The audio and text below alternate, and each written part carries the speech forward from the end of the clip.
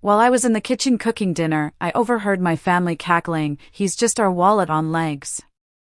Mom scoffed, "He'll pay no matter what." I didn't say a word, but when the rent was due, I was gone. Can you imagine the gut-wrenching realization that the people you've sacrificed everything for, the ones you love most, actually see you as nothing more than an ATM? A literal wallet with legs? Because that's how it started for me, Joel. A casual laugh, a throwaway phrase, but it ended with identity theft and a brutal, soul-crushing lesson in self-preservation. I'm 29 now, and for most of my life, I was the quiet anchor of my family. The one who always showed up, always paid, never complained. My friends used to tease me, calling it provider syndrome, but I just brushed it off. I genuinely thought that's what family was about, right? You help. You don't keep score. You carry the weight when others can't or won't. My mom always said I was the reliable one, and I wore that title like armor, even when it started to feel like a heavy chain around my neck. Then, when I was just 22, my dad passed away suddenly. Everything fell apart. My younger sister, Lily, was still in high school. And my mom, well, she just wasn't built to handle things alone. So, I stepped in. I worked 2 jobs, chipped away at Dad's debts, made sure Lily stayed in her extracurriculars, kept food on the table. No one actually asked me to do it, but the silence, that heavy, quiet expectation, it was enough. It was clear I was supposed to fill the void Dad left behind. At first, I didn't mind. I was grieving too, and helping them gave me a purpose. But slowly, over the years, it stopped feeling like a choice. It became an obligation, a trap I couldn't escape. Mom moved in with me after the house went into foreclosure. Lily followed when she started college nearby. My tiny 2-bedroom apartment became our new home, though it rarely felt like mine. I was the cook, the cleaner, the rent payer, the bill coverer, all while grinding through a full-time IT support job and picking up freelance gigs on weekends. Meanwhile, Lily partied her way through college, eventually dropping out in her 3rd year because school wasn't for her. Mom, of course, supported that decision, saying Lily needed time to find herself. I found it a bit ironic, considering I never had the luxury to lose myself in the first place. But still, I kept going. Birthdays? I paid. Holidays? I bought the gifts. Emergencies? I handled them. Like the time Lily rear-ended someone. And Mom, with that familiar sigh, said, "She's just a kid, Joel. Can't you help her out this once?" It was always this once. Always just until next month. I got used to swallowing my frustration and nodding, like some tired but utterly dependable mule. My breaking point didn't arrive with a bang. Not yet. It started with laughter. One Thursday evening, I dragged myself home, absolutely wiped out from a 12-hour day thanks to a network crash. I'd barely kicked off my shoes before Mom called from the couch, "Joel, honey, can you whip something up? We're starving." Lily was right there beside her, scrolling through her phone, sipping a fancy iced coffee I knew she hadn't paid for. I forced a smile and headed to the kitchen, still wearing my work badge. I was chopping vegetables, half listening to their conversation in the living room, when I heard it.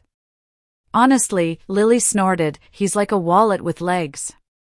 There was a burst of laughter, mostly Mom's. Then her voice cut through. Clear as a bell. "He'll pay no matter what.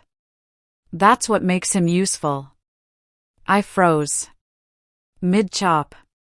Useful. Like I was some kind of vending machine with a pulse.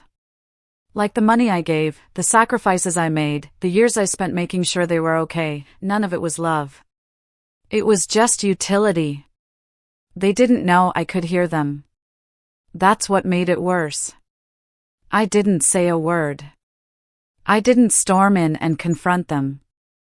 I finished making dinner, chicken stir-fry, because it was Lily's favorite, and served it like usual. I even smiled when Mom said, "You're a lifesaver, Joel." But something inside me snapped that night. Not loudly, but quietly, like a rope fraying at the edge, one thread at a time. I washed the dishes alone after they went back to their TV show, trying to pretend nothing had changed. But everything had. That night, I lay awake staring at the ceiling, replaying their words. Wallet with legs. He'll pay no matter what. How many times had they said things like that when I wasn't listening? How long had I been a joke to them? A walking ATM with no spine? I started noticing things I'd ignored before, like how Lily hadn't applied for a single job since dropping out, despite promising she would. Or how Mom always seemed to have money for wine and takeout, but never for groceries. Every time I brought up budgeting, they'd change the subject or play the guilt card. After everything we've been through, you want to nickel and dime us now? I thought maybe I was overreacting. Maybe they were just venting. So, I gave it a few days. Then came the final straw. It was the first of the month, rent day.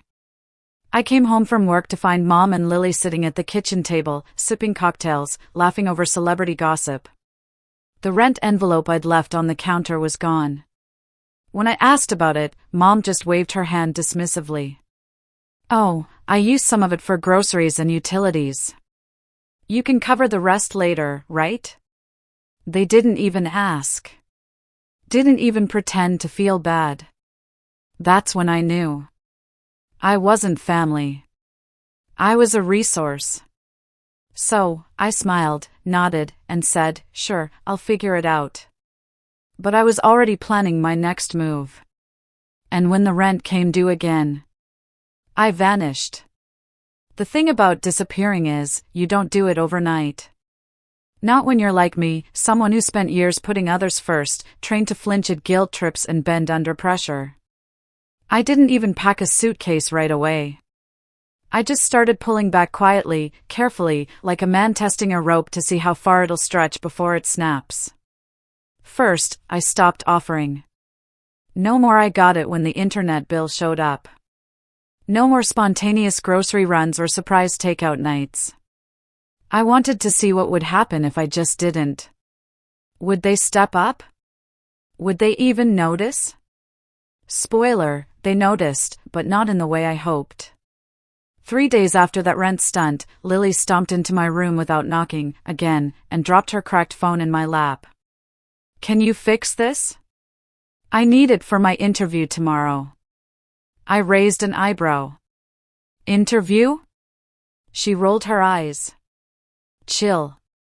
It's just this receptionist job, but I need my phone working, like, now. I looked at the screen. She dropped it hard. Spiderweb cracks across the glass. Touchscreen barely responsive. It would cost $100 to fix, maybe more. I hesitated. Lily, I said carefully, I think maybe you should take it to a repair shop this time.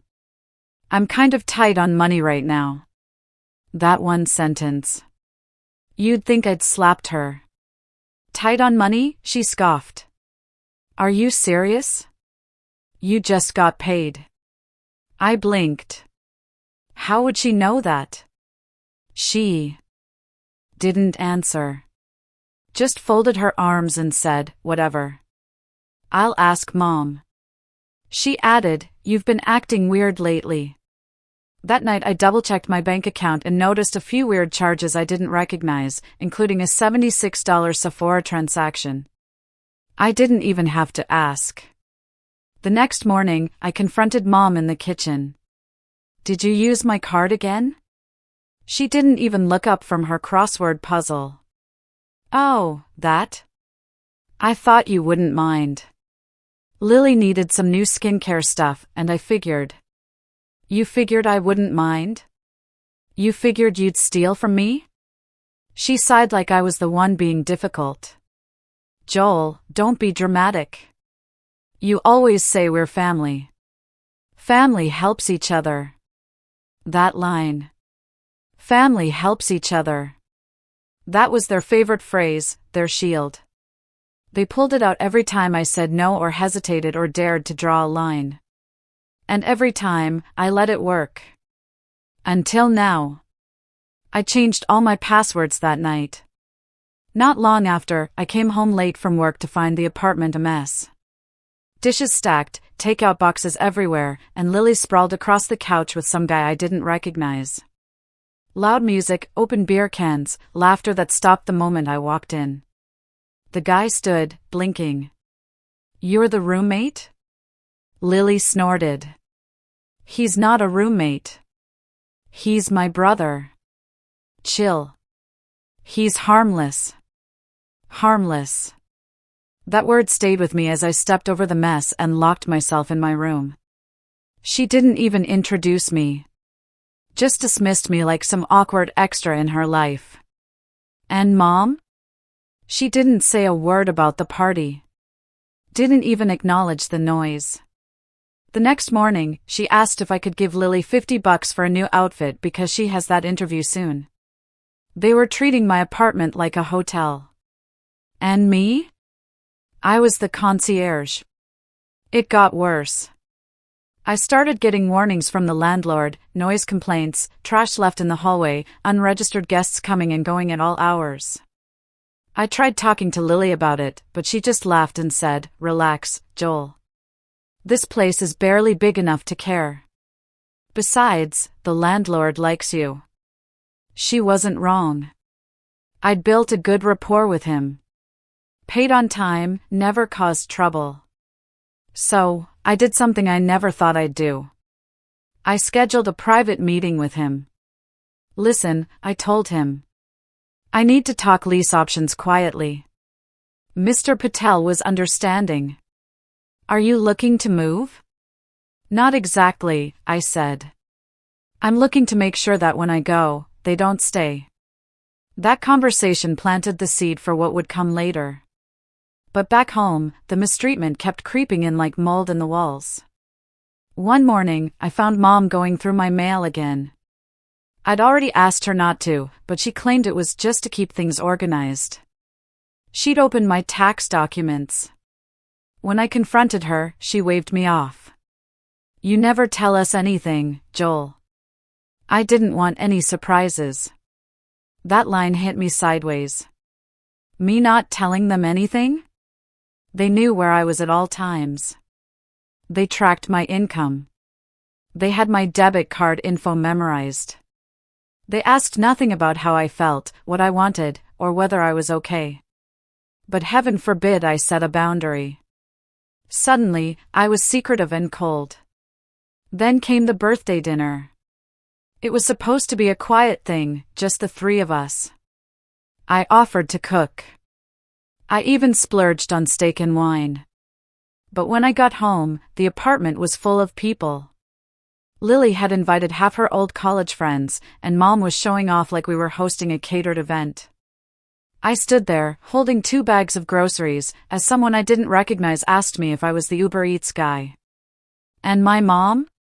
She smiled and said, "Oh, no, that's just Joel. He lives here." Just Joel. I cooked anyway. I smiled anyway. I served plates and cleaned dishes while strangers used my bathroom and drank my wine. No one thanked me. No one even looked at me twice. When it was over and the door finally closed, I sat at the edge of my bed and stared at the floor for a long time. Then I took out my laptop and booked something quietly, just for me. It was a short-term rental in another part of town, furnished, no roommates, paid in full for 3 months. The countdown had started, and they had no idea. It happened a week later. I was in the middle of another long shift, one of those mind-numbing 12-hour days where even the coffee tastes like stress. My phone buzzed in my pocket around 3 p.m., right as I was fixing a stubborn server issue for a law firm downtown. I ignored it. It buzzed again a few minutes later, then again and again. Finally, on the 5th buzz, I excused myself, stepped into the stairwell, and checked the messages. There were over a dozen missed calls and texts from my bank. Suspicious activity. Possible fraudulent charges. Confirm or deny. My heart dropped into my stomach. I swiped open my banking app and froze. Nearly $2,300 had been drained from my checking account in two big charges. One to a high-end electronics store, another to a boutique clothing site I'd never even heard of. I stood there, blinking at the screen, my chest tightening. It didn't make sense. My debit card was still in my wallet. No way someone had physically stolen it. Unless... I rushed home that night, adrenaline keeping me upright even as exhaustion tried to pull me down. When I stepped into the apartment, I found Lily and Mom sitting at the kitchen table, sipping wine and laughing about something on TikTok. The TV was blaring. The lights were all on. Takeout boxes littered the counter. They didn't even look up when I walked in. I went straight to my room, shut the door, and checked my drawer. The emergency credit card and backup debit card I kept hidden? Gone. I stood there, staring into the empty drawer, a strange ringing in my ears. It wasn't even locked. I'd stupidly thought I could trust them. 5 minutes later, I walked back into the kitchen, quiet and calm on the outside, but ready to boil over on the inside. Did one of you use my cards? Lily looked up, eyebrows raised like I was being unreasonable. Oh, that? Chill. We were going to tell you. Mom didn't even blink. Lily needed a new laptop for that remote interview thing, and I found her a good deal. Plus, she didn't have a working card, so I figured. You figured you'd steal from me? Mom bristled. Don't say it like that, Joel. You're blowing this way out of proportion. I laughed, not out of humor, but disbelief. You spent $2,300 without asking me. You took my emergency card. You went through my room. Oh, please, Lily interrupted, scoffing. It's not like you're broke. You've been doing fine. What's your problem? That's when I knew. They didn't feel bad. Not even a little. This wasn't an accident. This wasn't a misunderstanding. This was entitlement. Naked and ugly. They saw me not as family, not as a person, but as a means to an end. A wallet. A lifeline. A tool. And now that I was starting to pull back, they were just helping themselves anyway. I stared at them both, trying to hold back the storm building in my chest. You know what the worst part is? I said quietly. It's not the money. It's the fact that you didn't even think I deserved to be asked. Mom rolled her eyes. Joel, you're always so dramatic. This family has shared everything since day one. Your father. Don't bring Dad into this. I snapped, sharper than I intended. Dad would never have done this to me. Silence. The air thickened. For a second, I thought I saw something flicker across Mom's face. Guilt, maybe. But it was gone in a flash, replaced by cold defiance. You're acting like some martyr, she muttered. We've been through so much, and all you do is count pennies like we're strangers. You are strangers, I said. I don't even recognize you anymore. And then I turned, walked back into my room, and closed the door behind me. I didn't cry. I didn't yell. I just sat down and pulled out the lease from my drawer, the one for the new place I'd already paid for. Move-in day was 3 days away. Originally, I'd planned to just disappear quietly, leave a note maybe. But now they'd made it personal. That night, I checked my phone obsessively for updates on the fraud report. Thankfully, the bank flagged the transactions quickly and began reversing the charges, but it would take days, maybe a week, to get the full refund. In the meantime, I was officially broke until payday because of them. I canceled all my cards, locked my credit, moved every login and PIN into a secure password manager. And I started packing quietly, one box at a time, when they weren't looking. But just when I thought I'd reached the peak of betrayal, one more thing happened. Something worse than the money. Worse than the lies. It was the final straw, the thing that would turn my quiet exit into something far more calculated. And it started with an email I wasn't supposed to see. It came in the middle of the night, like most gut punches do. I couldn't sleep. The apartment felt too loud and too still at the same time. The kind of eerie silence that hums in your ears and won't let you forget you're alone, even with people down the hall. I was scrolling through my email out of habit, trying to clear out junk and unsubscribe from the endless flood of retail spam. That's when I saw it. A forwarded email from Lily. Subject line, for Mom to use Joel's info. I opened it without thinking. Maybe some school thing, I told myself. Maybe it was old. Maybe. Nope. My name, my social, my date of birth, my employment history. All of it. It had been forwarded to a loan application email address. Not once, but twice. I stared at the screen, frozen. My little sister and mother had used my identity, my personal information, to try to open a line of credit in my name. Twice. Both applications had failed, apparently because I'd already frozen my credit a few days prior after the stolen debit card fiasco. But if I hadn't, if I'd waited a week, they would have succeeded. My chest tightened. I felt sick, like the floor had dropped out beneath me, and I was still falling, slow and cold and endless. They didn't just think I was their wallet. They thought I was their property. I didn't confront them. Not right away. Not anymore. What was the point? There were no more misunderstandings to clear up, no more chances to give. I was done speaking into the void, trying to reason with people who had already sold off their respect for me in exchange for convenience. But it hurt. God, it hurt. All that time I'd spent breaking my back to make sure they were okay. And this was how they thanked me? By trying to sink me deeper into a debt I hadn't asked for, hadn't agreed to, didn't even know about? I went to work the next morning in a fog. I couldn't focus. I stared at my screen while emails piled up and Slack notifications buzzed like angry flies. I missed meetings. I forgot lunch. My manager pulled me aside gently and asked if everything was all right. And I almost told him. I almost unloaded the whole truth onto this well-meaning stranger in a blazer who brought his dog to Zoom calls and always complimented people's backgrounds. But I didn't. I just nodded and said I was tired. That night, I sat on the edge of my bed and looked around the room. The same room I'd had since I was 23, where I'd taken care of my mother, paid for Lily's textbooks, covered her therapy bills, her dental work, her car repairs, all the little pieces of their lives that no one else wanted to deal with. My world had shrunk to this square box. And even here, I was a guest in my own space. That's when I broke down. I didn't sob loudly. I didn't scream.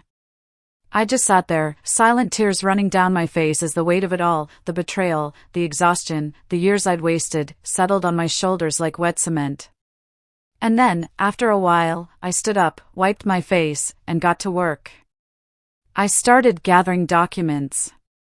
The lease agreement for the new place, receipts from my last 10 rent payments, screenshots of the fraudulent credit applications, the bank correspondence. I printed everything out and put it in a folder marked in case they fight. Not because I was planning a confrontation, but because I needed to be ready. For once, I wasn't going to leave anything to chance. I booked a moving van for early Sunday morning, 6 a.m. sharp, while they were still asleep. I packed everything I owned into boxes over the next 2 nights while pretending to just be cleaning out. Neither of them noticed or cared enough to ask.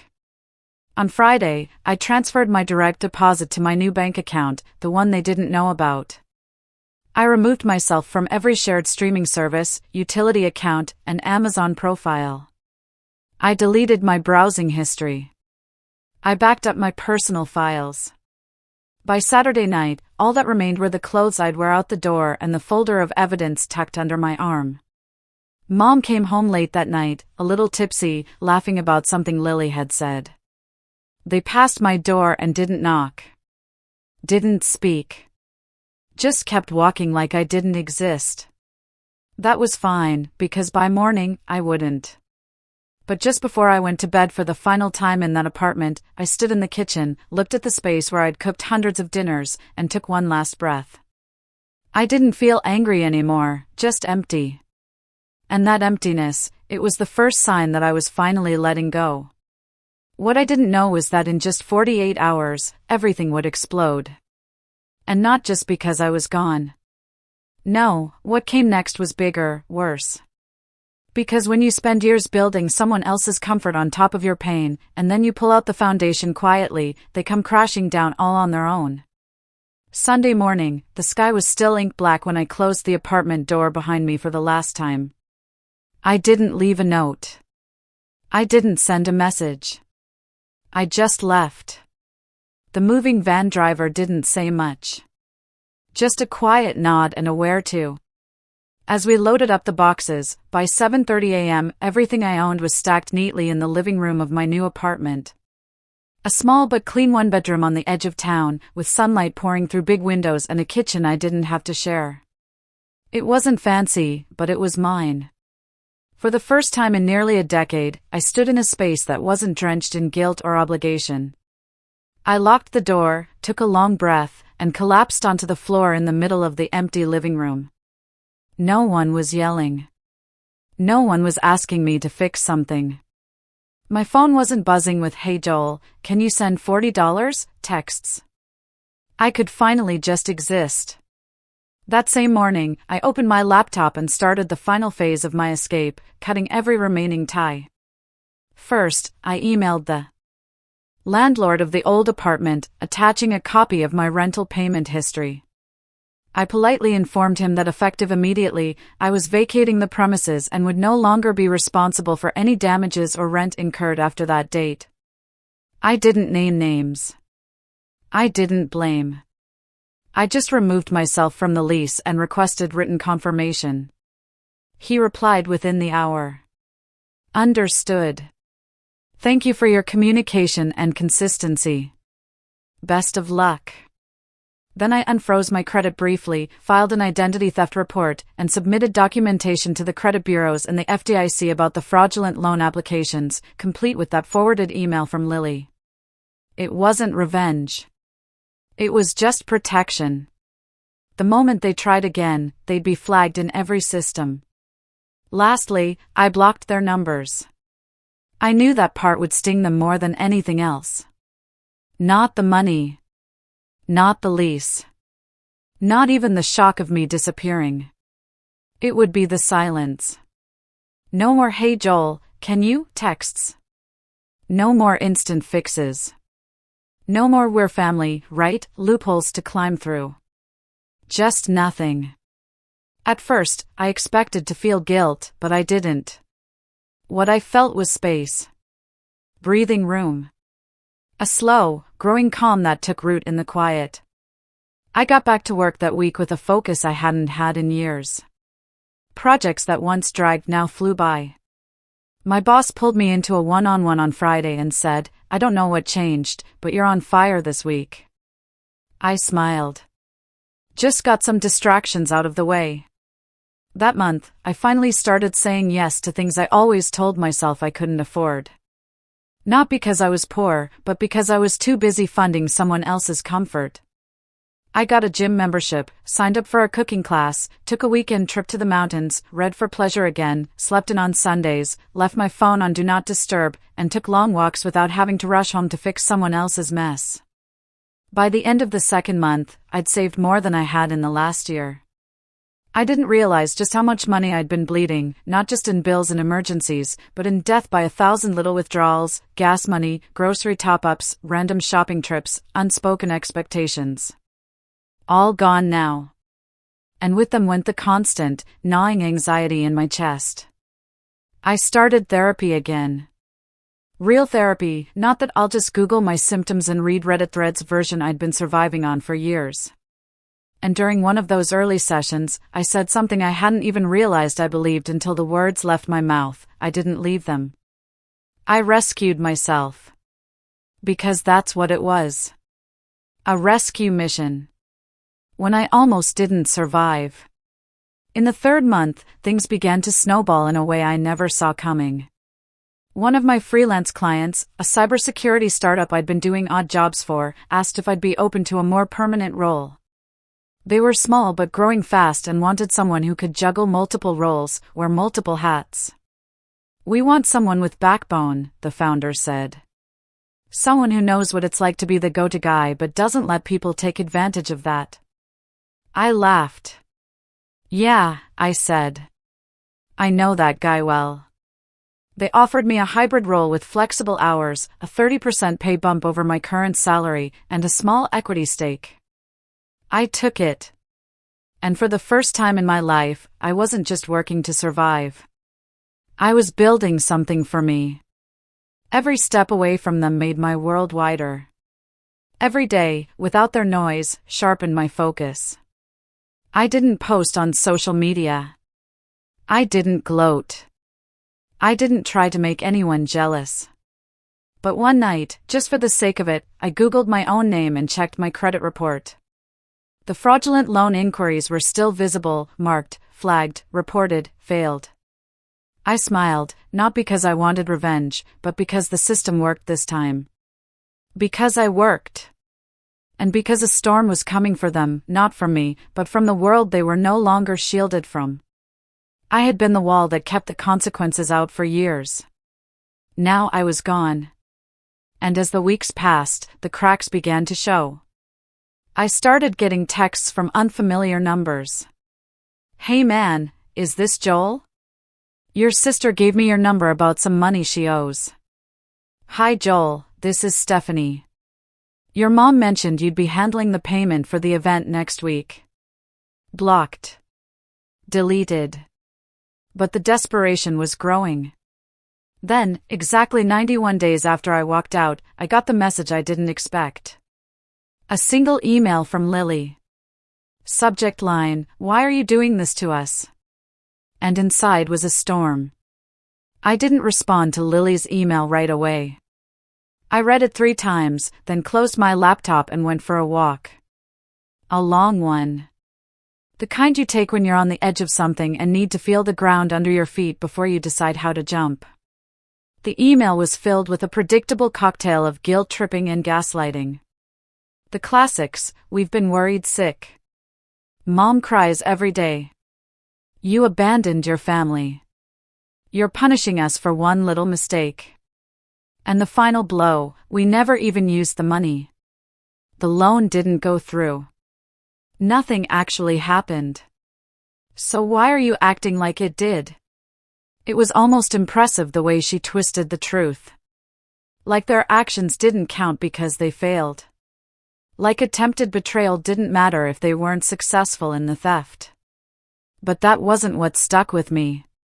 It was the sentence tucked quietly into the middle, almost like it was thrown in without thought. "We've had to sell some of Mom's stuff just to keep the lights on. She even had to borrow from your old boss." That made me stop cold. My old boss. That could only mean one person, Mr. Dawson, the owner of the neighborhood tech shop where I'd worked part-time during college. He was a kind man in his 60s, semi-retired now, and not someone you'd ever ask for money unless you were truly desperate or manipulative enough to play the sympathy card. I hadn't spoken to him in years, but I still had his number. I gave it a day, then called him. "Joel," he answered, chipper as ever. "Been ages. What can I do for you?" I kept it light. "Hey, Mr. Dawson, I heard you might have been in touch with my mom recently. Just checking in. Everything okay?" There was a pause. A long one. Then a sigh. "Joel, look, I didn't want to say anything, but yeah, your mother and sister came by the shop a couple weeks ago. Said they were trying to cover rent and groceries, and that you'd had a breakdown, that you left suddenly and weren't working.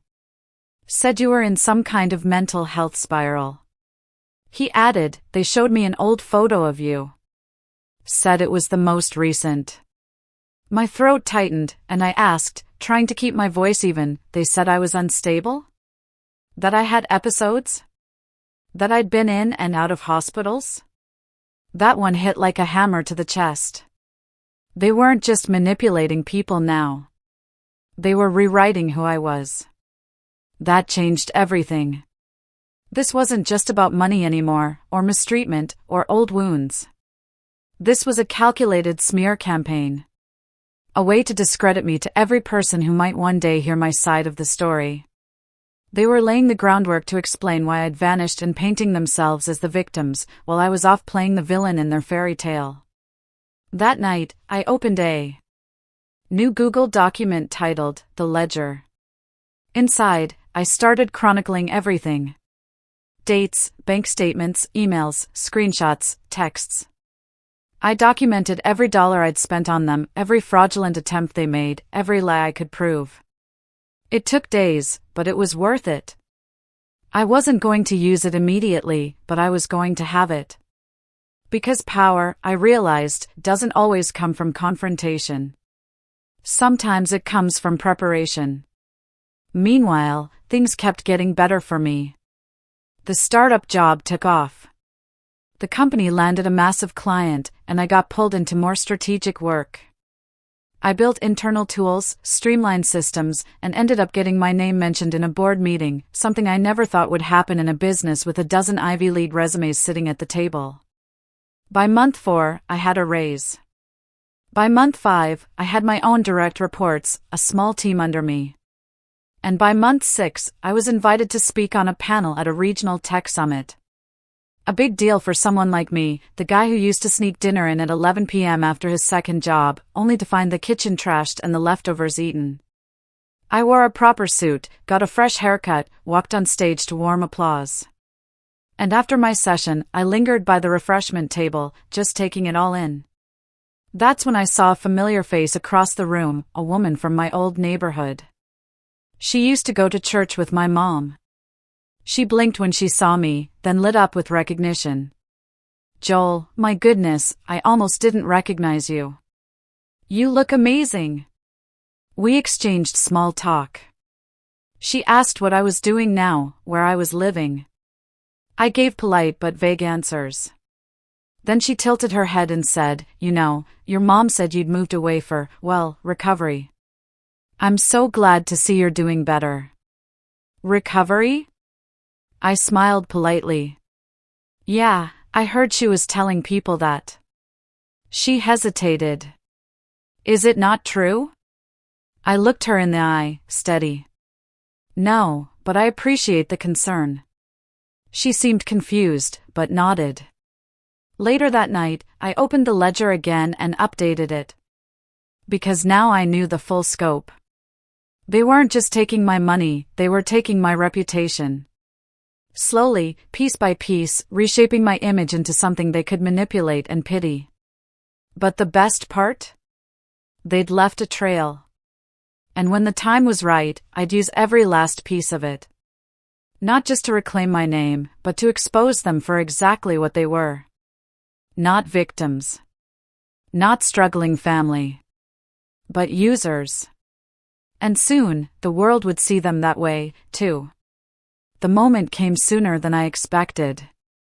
It started with a voicemail, garbled, frantic, and 2 minutes long. It was Mom, barely holding it together. Her voice a mixture of fake sweetness and strained desperation. "Joel, honey, please call me back. I know you're still upset, but things have gotten out of hand. We need to talk. It's not about money, well, maybe a little, but it's serious this time. Lily's in a bit of a mess, and she could really use your help. Just please don't ignore this." I didn't call back. Instead, I poured a cup of coffee, sat at my desk, and opened the ledger. By now, it was a masterpiece. Over 50 pages, cleanly formatted with timelines, evidence, screenshots, and even footnotes.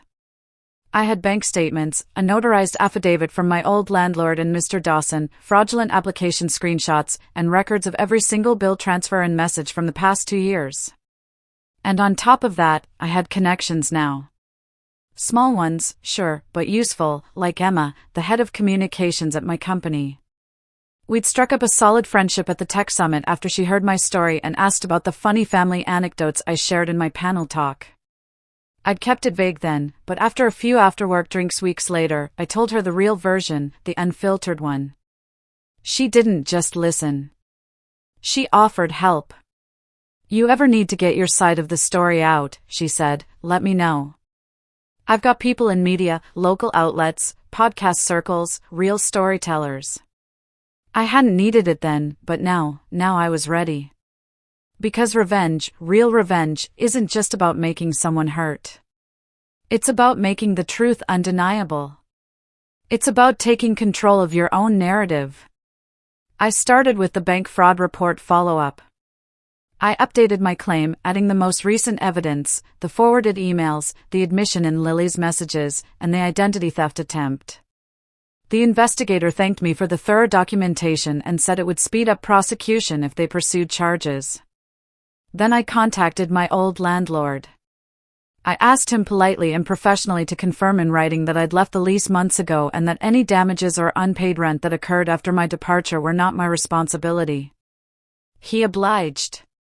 I included the letter in the growing archive. Finally, I uploaded a redacted version of the ledger to a password-protected cloud drive, and I shared it with 5 people: Mr. Dawson, Emma, my current boss, a legal aid contact I'd met through my job's HR benefits, and most importantly, Lily's last known employer, a small marketing firm I tracked down via her half-baked LinkedIn page. She'd apparently used me as a reference, claimed I was her mentor.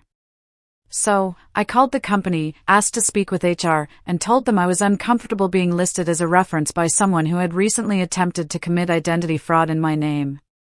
I didn't give them the whole story, just enough for them to raise an eyebrow. I sent the link to the document and advised them to make their own decision. Within 48 hours, Lily was fired. How do I know? Because Mom showed up to my new apartment. Yes. Showed up on my doorstep, eyes puffy, hair disheveled, looking like she hadn't slept in days. I don't know how she got the address. Probably through one of the few mutuals we still had on social media. I'd underestimated her willingness to dig. I didn't open the door. I watched through the peephole as she knocked, then banged, then begged. "Joel, we need to talk. You've gone too far. You're ruining her life. You're tearing apart this family. Why are you doing this?" She said that over and over. "Why are you doing this to us?" And that was the moment I knew I'd won. Because they still didn't get it. I wasn't doing anything to them. I was finally refusing to carry them. That afternoon, I sent out a final email blast. Not dramatic, not angry, just firm, factual, and calm. I titled it, "For the Record." In it, I outlined everything. The years of financial dependency, the identity theft, the lies they'd spread, the money stolen from friends and connections. I didn't embellish. I didn't rant. I just told the truth, with footnotes and evidence to back every word. I sent it to my former landlord, Mr. Dawson, our extended relatives, the few who still believed their stories, her old college advisor, every person they'd conned money out of using my name. And of course, Mom and Lily themselves. I ended the message with one simple line: "You lost access to me the moment you decided I was easier to exploit than to love. I won't be reaching out again. Please do not contact me." Then I turned off my phone. The fallout was swift. Friends messaged me in disbelief. Some apologized for believing their lies. Others sent words of support.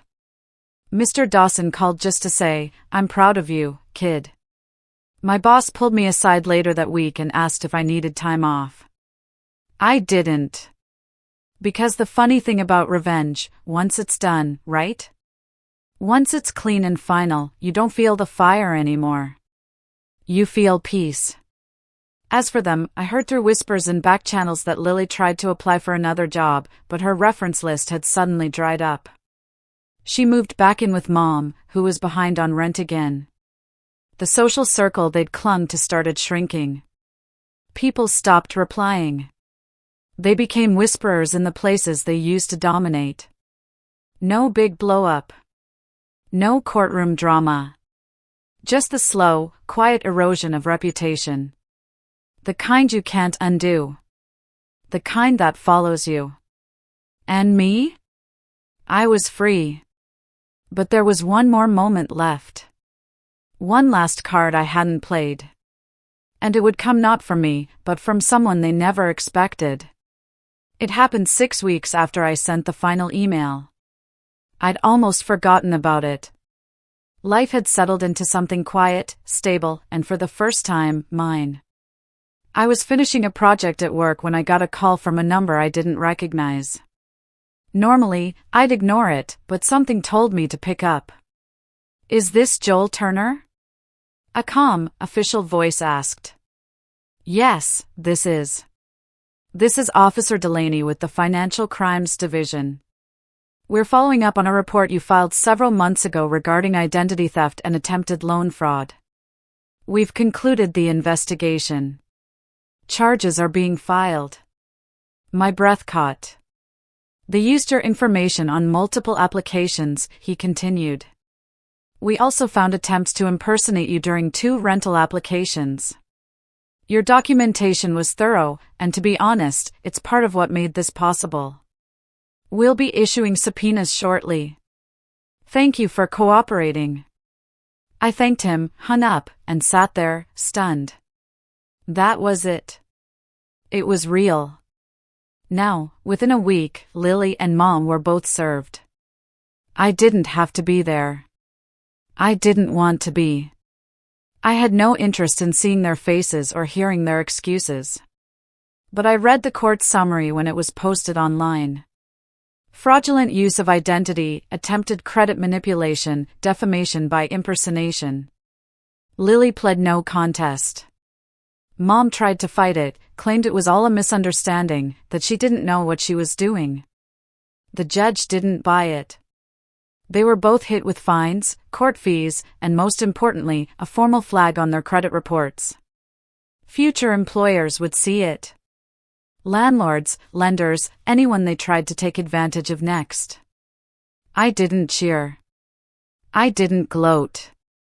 But I did feel something click into place, like the last piece of a puzzle I'd been staring at too long.